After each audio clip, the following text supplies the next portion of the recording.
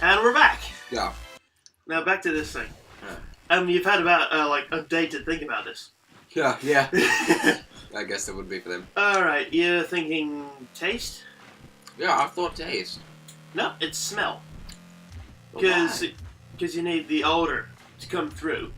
And there's no gravity in space. Mm-hmm. So where's it going to go? It just sort of emanates outwards. But there's no gravity, so how's it going to actually go outwards without actual force behind it? Well, it's just like the natural airflow of the thing for people moving around, surely. But yeah, apparently it's smell. Hmm. Like, they sent like a vindaloo or something out, like a curry. Yeah. And like, because of all gravity in space and shit like that happened. Yeah. It was weak as shit. Like, they couldn't smell the aroma. I have heard that shit like teriyaki is like their favorite things. Yeah. Like, cause it's just like strong enough that they can still taste it, even when all their senses are numb. Which is crazy. And so yeah, he's like decided to do this challenge where he's going to send up tinned food. But like, it'd be like sausages and onions and stuff like that. Another one was a casserole. Yeah. And the last one, the guy like Heston thought it was like, this is the most basic dish we've got. And there was the one they most liked. Oh yeah, what was it? Smoked salmon. Really? Yeah. Huh. Because it had the salty taste and the smoked taste. Yeah. Because those are the ones that are the least hit, aren't they? Yeah. I think saltiness and yeah, whatever smokiness falls under. And he's just like, this smoked salmon, just keep sending that up. Yeah. But what I was going to get to with the fuck up was the first shuttle they sent up with like the most expensive equipment on went pop. It just got to a certain point in the atmosphere and just like, nope, bang! Huh, really? And you just see Heston just looking like, oh shit. Like, then they told him what was on it, and then it was like, oh shit! It's like multi-million-dollar vessel that was supposed to go up. Gone. Oh, really? Yeah. Like, he just thought the food was on it, so it was like, ah, shit. Like, send out with the next one. But it actually was full of, like, all the important shit. Yeah, multi-million dollars. Oh, God. I can't remember, like, how much $1 million it was, but it was, like, in the triple Space digits. program stuff is expensive. Yeah. Like, it's not cheap. Like, yeah. Like, I think it was triple digits. And I think it's because, they still use, whatever it's called. That's a battleship! Okay. No, it's because they still use, like, launches and shit. Yeah. They need to build one of them fucking space elevator things. You know them? Yeah. I reckon if they, like... Blocks. Yeah. If they, like, dug down really... Ooh. 5 shells per shot. How do you think that? Because, like... If you built a space station, geosynchronous orbit, like, pick some equator nation, I'm sure you could work something out with, like, I don't know, Mexico or whatever. Yeah. And just, like, build a space station, and then just a giant, I don't know, carbon fiber rope. Yeah. Like, these days, you can make fabrics that are tougher than diamond, you know? Yeah. Like, they're not cheap, obviously. Like, But, keep going, sorry. yeah, like, you build the rope thing, and then you just build, like, shuttles that aren't shuttles. They just wrap around the rope, you put a rocket underneath it, and it just flies up. And, like, sure, it's still going to be relatively expensive. Oh, wow. Boom! Sweet. I can actually propel myself a lot more with this. Wow. Not very effectively, but I can still propel myself a lot. Yeah. No, and, like, it would still be expensive, sure, but I think in the long run, it'd end up... It'll save me a shitload of that. Because, like, fewer things would explode. Like, just off that. Less explosions. But yeah, it's like... But the technology just isn't there. No. There's all... Like... one of my friends... He's one of these really high scientist things. Theoretical physicist things. Oh, yeah. So I call him Sheldon Cooper, and he really hates that. Because apparently Sheldon Cooper, if you're like a proper nerd, you'll find out that Sheldon Cooper is not a theoretical physicist. No. Okay. One of those bloody blah. Oh, No yeah. one get the shit. He's not a real theoretical physicist. Yeah. This is one of those bloody blah. All he nerds get. annoyed about this shit type things. Yeah. But yeah, and like they're that close to the warp drive. It's not funny. Yeah.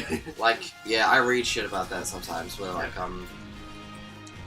like things people have discovered. You know, I might have discussed this with you before. I don't know if it was on an episode of anything. But, nah.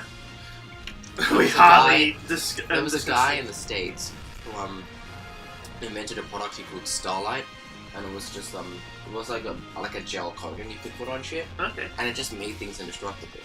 Like he coated just a small plank of wood in it, and he put it inside like a sort of like reverse bomb shelter, and detonated a nuke inside of it. And it had like a tiny black smudge where the nuke went off, and like the rest of the wooden plank was fine. Wow. And like, but like he was so proud of the work, and he didn't want anyone else to get their hands on it. He didn't even patent it because then he would have had to announce how it was made. Okay. And like he died, and nothing's really came of it, and everyone's pretty sure that the military made it like a national security secret or some shit. It was like. Imagine what having something like that would do. Like, just to, like, I don't know, spacecraft. Yeah. Space exploration. Like, we have metals that we use that, like, we think are strong as shit, but in reality, they're piss weak like paper compared to some other things people have found.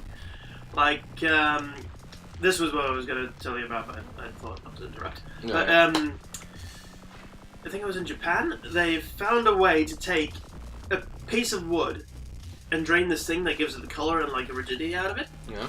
With keeping the actual like fibric structure. Yeah. And then they inject it with something, and they found out it's like this super strong. Material. Oh. I should look into that. That sounds interesting. But with the effect of being light as hell. Yeah. Oh yeah. I know of something kind of like that. It's different. I'm not sure what it was actually made out of, but it was called aerogel. Ah, I know. Is it the same thing or is it something else? It's different. Okay, yeah.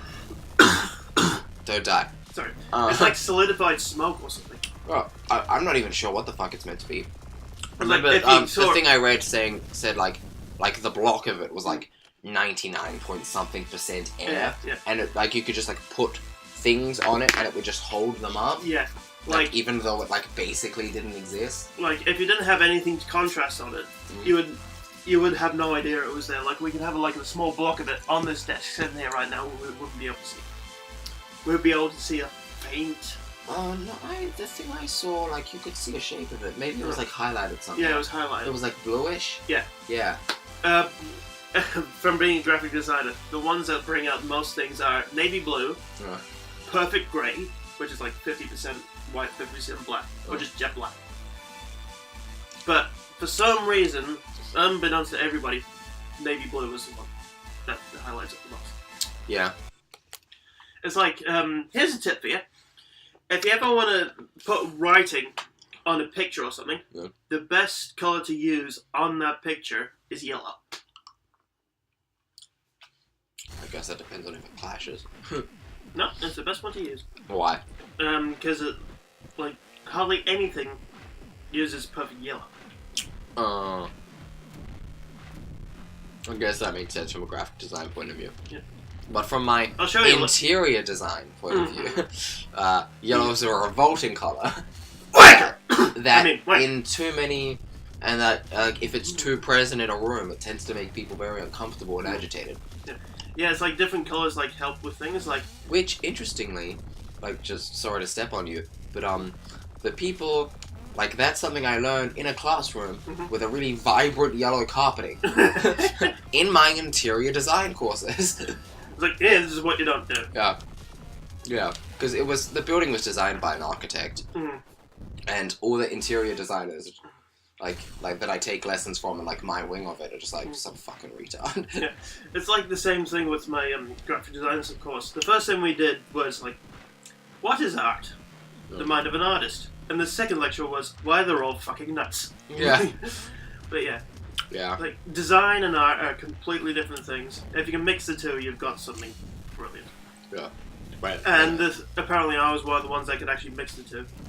But we had, like... It was split down the middle with some people, like...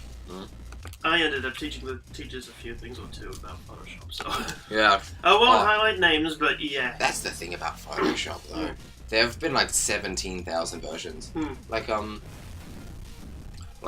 doing an advanced SketchUp course now. But we like had like a day where we did we threw some stuff together in Photoshop. Yeah. And the guy teaching us said like me and a lot of the other instructors like have asked Dave to go back to previous versions of Photoshop. Yeah. Just because like it makes more sense and the new versions have like 17,000 functions that are completely useless. Yeah, that's the thing with the Flash animations. Because if you look back at my Flash animations, using CS3, I could do anything. Yeah. Like, our game voluted thing would have been a lot better. Your intro would have been on. My intro would have been on. Yeah. And it's just like, CS6 is just like, takes the hardest way fucking possible to do the most basic things. Yeah.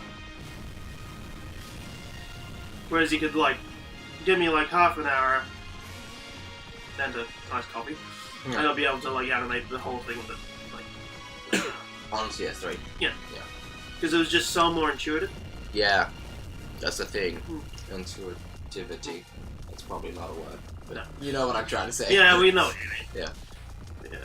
Oh yeah, back to the graphic design course is what I was going to tell them. Like, we had a huge split between people who are pure designers and pure artists. Oh, really? And that caused so much fucking trouble in the classroom. But there was only two other guys that, like me, that could, like, strike the perfect balance between art and design. Could manage to get the half and half. Yeah. And we actually had to explain to each other how it works. Yeah. God. And it was like... That's the thing, though. Trying to explain the concept of life to a caterpillar. Well, that sounds just fascinating, but we're out of time, I'm afraid. Yeah. Okay, cheers.